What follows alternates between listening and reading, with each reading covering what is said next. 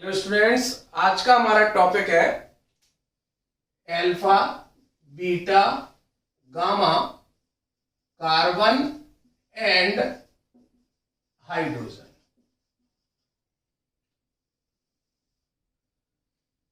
Alpha, beta, gamma, carbon and hydrogen. तो सबसे पहले हमें यह समझना होगा कि अल्फा कार्बन क्या होता है, बीटा कार्बन क्या होता है, गामा कार्बन क्या होता है, और उसी के साथ साथ ये भी समझेंगे कि अल्फा हाइड्रोजन क्या होता है, बीटा हाइड्रोजन क्या होता है और गामा हाइड्रोजन क्या होता है और इनका कहां कहां यूज होता है बेटा। तो सबसे पहले हम इसके यूजेस के बारे में पढ़ लेते हैं, तो आपको काफी इंटरेस्टिंग टॉपिक लगने लग जाएगा। तो जो भी अल्फा हाइड्रोजन होते हैं बेटा, उनकी वजह से हमको बहुत सारी नेमिंग रिएक्शन में यूज होता है बेटा। जैसे आप लोगों ने पढ़ा हुआ है कैनिज़ारो रिएक्शन और आपका एल्डोल रिएक्शन। तो इन दोनों का यूज बेटा किसके थ्रू होता है बेटा, अल्फा हाइड्रोजन के थ्रू होता है बेटा। कुछ रिएक्शन में अल्फा हाइड्रोजन प्रेजेंट होता है, कुछ रिएक्शन में अल्फा हाइड्रोजन प्रेजेंट नहीं होता है। एल्डोल रिएक्शन आपको पता ही था, मैंने पढ़ा दिया, आप पुराने वीडियोज में देख सकते हैं। उसकी लिंक मैं आपको इस वीडियो में आपको नीचे डिस्क्रिप्शन में दे दूंगा, तो आप वहां पे जाके उसको देख सकते हैं। तो एल्डोल रिएक्शन क्या होता था बेटा, जिसमें अल्फा हाइड्रोजन प्रेजेंट होता था। जिनमें अल्फा हाइड्रोजन प्रेजेंट होता था ऐसे एल्डिहाइड्स और कीटोन एल्डोल रिएक्शन देते थे। कैनिज़ारो रिएक्शन वो होते थे जिनमें अल्फा हाइड्रोजन एब्सेंट होता था और ये सिर्फ आपका कौन देते थे, एल्डिहाइड शो करते थे बेटा। तो हम पहले समझना चाह रहे हैं कि अल्फा कार्बन होता क्या। तो बेटा कोई भी फंक्शनल ग्रुप हो, कोई भी फंक्शनल ग्रुप हो, फंक्शनल ग्रुप जिस कार्बन से डायरेक्टली अटैच होता है वो वाला कार्बन आपका कहलाता है अल्फा कार्बन। जैसे हम एक एग्जांपल दे देते हैं, CH3 single bond CH2 single bond CH double bond O बेटा। तो आप देख रहे हैं यहां पर कौन सा फंक्शनल ग्रुप है बेटा, एल्डिहाइड। तो एल्डिहाइड जिस कार्बन से डायरेक्टली अटैच है वो वाला कार्बन आपका कहलाएगा अल्फा कार्बन, और अल्फा कार्बन से लगे हुए सारे हाइड्रोजन कहलाएंगे बेटा अल्फा हाइड्रोजन। समझ में आ गया बेटा। अल्फा कार्बन से अटैच जो कार्बन होगा बेटा, वो वाला कार्बन कहलाएगा आपका बीटा कार्बन, और बीटा कार्बन से लगे हुए सारे हाइड्रोजन कहलाएंगे बीटा हाइड्रोजन बेटा। तो यदि मैं कहूं कि इस क्वेश्चन में कितने अल्फा कार्बन है, कितने अल्फा हाइड्रोजन है, कितने बीटा कार्बन है, कितने बीटा हाइड्रोजन है, तो आप काउंट करके बता सकते हैं। अल्फा कार्बन कितने हैं बेटा आपके, एक है। बीटा कार्बन कितना है बेटा आपका, एक है। कितने अल्फा हाइड्रोजन है, तो अल्फा कार्बन से लगे हुए सारे हाइड्रोजन कैसे कहलाएंगे बेटा, अल्फा हाइड्रोजन तो कितने हैं बेटा आपके, 2 है। बीटा कार्बन से लगे हुए सारे हाइड्रोजन क्या होंगे बेटा, बीटा हाइड्रोजन कितने हैं बेटा आपके, 3 है बेटा। तो आप पता कर सकते हैं आसानी से कि किसी भी कंपाउंड के पास में कितने अल्फा कार्बन है, कितने बीटा कार्बन है, कितने अल्फा हाइड्रोजन है और कितने बीटा हाइड्रोजन है। और भी एग्जांपल देख लेते हैं। CH3 single bond CH2 C double bond OH। कौन सा फंक्शन ग्रुप है बेटा, कार्बोक्सिलिक एसिड फंक्शन ग्रुप है। फंक्शन ग्रुप के बगल वाला carbon alpha carbon, alpha carbon के बगल वाला कार्बन बीटा कार्बन, और बीटा कार्बन के बगल वाला कार्बन बेटा होता है गामा कार्बन। तो अल्फा कार्बन से लगे हुए सारे हाइड्रोजन कैसे होंगे बेटा, अल्फा हाइड्रोजन। ये क्या है बेटा, अल्फा हाइड्रोजन है। बीटा कार्बन से लगे हुए सारे हाइड्रोजन क्या होंगे बेटा, beta hydrogen.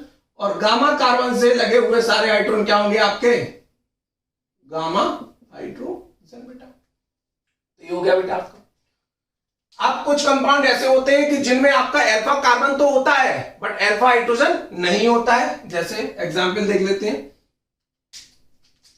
CH3 single bond CH3 और CH डबल बॉन्ड लो बेटा।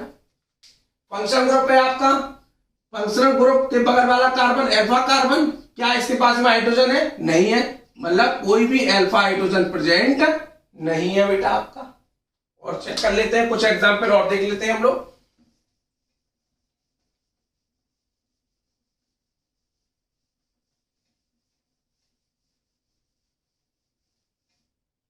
जैसे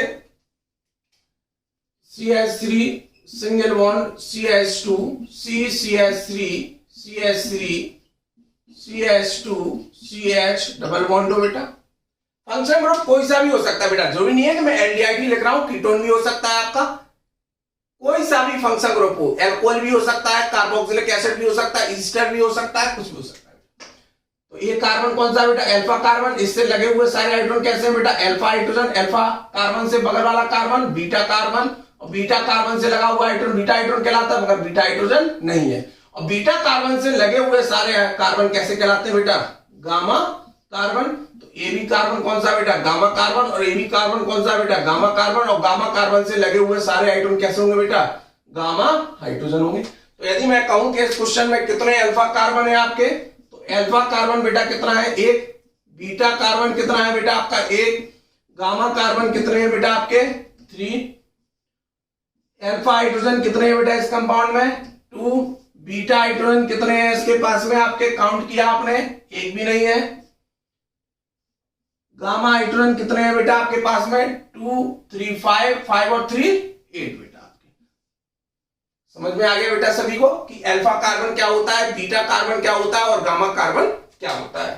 उसी के साथ साथ आपने अल्फा हाइड्रोजन भी समझ लिया, बीटा हाइड्रोजन भी समझ लिया और गामा हाइड्रोजन भी समझ लिया बेटा। कुछ एग्जाम्पल और चेक कर लेते हैं। CH3 C double bond CH3 जिसको हम लोग कहते हैं बेटा एसीटोन, फंक्शन ग्रुप कौन सा है बेटा, कीटोन, इसके बगल वाला कार्बन अल्फा कार्बन, इसके बगल वाला कार्बन अल्फा कार्बन, तो कितने अल्फा कार्बन हो गए बेटा 2, कितने अल्फा हाइड्रोजन है बेटा यहाँ आपके 3 और 3 6 बेटा। समझ में आ गया बेटा।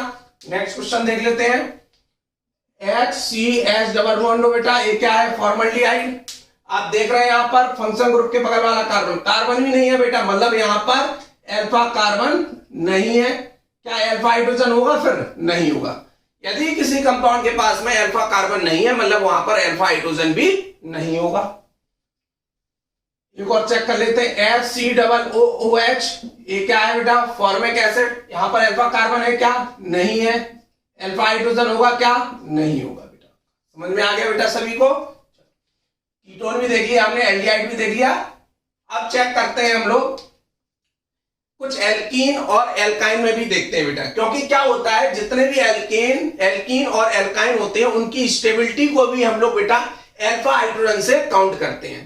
तो जितने ज्यादा अल्फा हाइड्रोजन होंगे उतने ही ज्यादा उस एल्कीन और एल्काइन की स्टेबिलिटी भी होती है। तो ये भी एक बेटा यूज है अल्फा हाइड्रोजन का।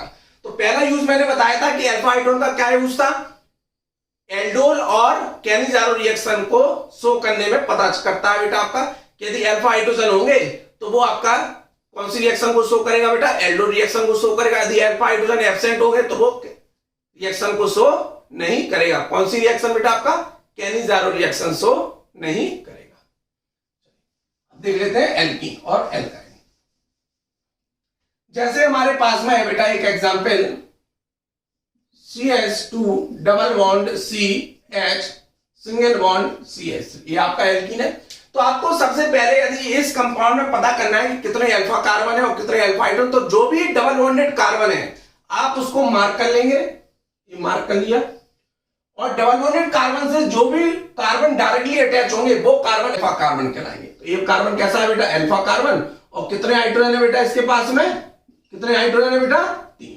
तो इस कंपाउंड में अल्फा कार्बन 1 है और अल्फा हाइड्रोजन कितने आपके 3 है बेटा। और भी चेक कर लेते हैं।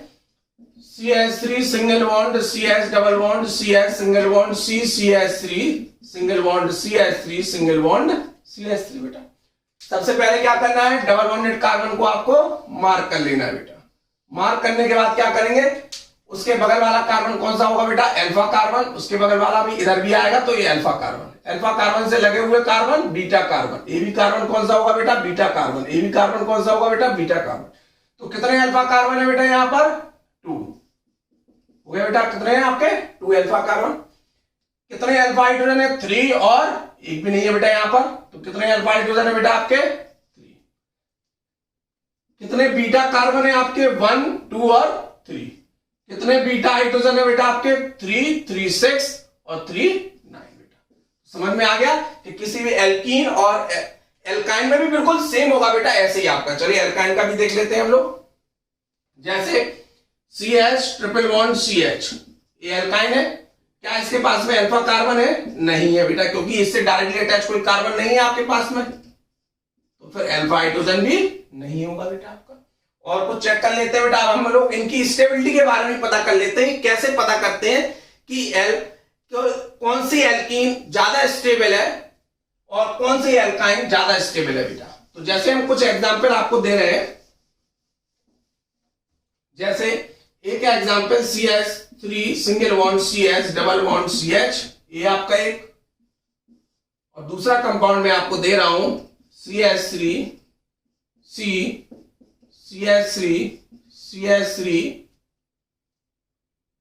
Single bond CH double bond CH single bond CH3 और CH3। तो सबसे पहले क्या करना है आपको ये बताना है कि इन दोनों में कौन सी एल्कीन ज्यादा स्टेबल होगी। तो आप क्या करेंगे, डबल बॉन्डेड कार्बन को मार्क कर लेंगे, ये मार्क कर लिया, यहां पर भी आपने क्या कर लिया, मार्क कर लिया बेटा। कितने अल्फा कार्बन है? एक अल्फा कार्बन है। कितने अल्फा हाइड्रोजन है बेटा आपके? 3 है बेटा। यहां पर देख लेते, ये वाला कार्बन कौन सा होगा बेटा? Alpha carbon. ये वाला कार्बन भी कौन सा होगा बेटा? Alpha carbon. अल्फा कार्बन कितने हैं? 2 है, मगर क्या अल्फा हाइड्रोजन है बेटा? नहीं है आपके, यहां भी एक भी हाइड्रोजन नहीं है। और यहां पर कितना हाइड्रोजन है बेटा आपके? 3 हाइड्रोजन है। तो मतलब कौन ज्यादा स्टेबल एल्कीन है बेटा? जिनके पास में अल्फा हाइड्रोजन जितने ज्यादा होते हैं वो एल्कीन उतनी ही ज्यादा बेटा क्या होती है? स्टेबल होती है। तो कौन है? यहां पर 3 और यहां पर 0 बेटा। तो कौन ज्यादा स्टेबल है बेटा?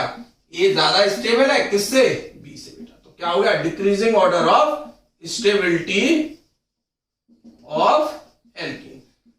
जैसा एल्कीन के बारे में मैंने बताया उसी तरीके से एल्काइन की स्टेबिलिटी को भी हम लोग पता करते हैं। जिस एल्कीन या जिस एल्काइन के पास में जितने ज्यादा अल्फा हाइड्रोजन होते हैं बेटा, वो एल्कीन या वो एल्काइन उतनी ही ज्यादा क्या होती है बेटा? स्टेबल होती है। ये बेटा आज का टॉपिक था, alpha beta gamma carbon and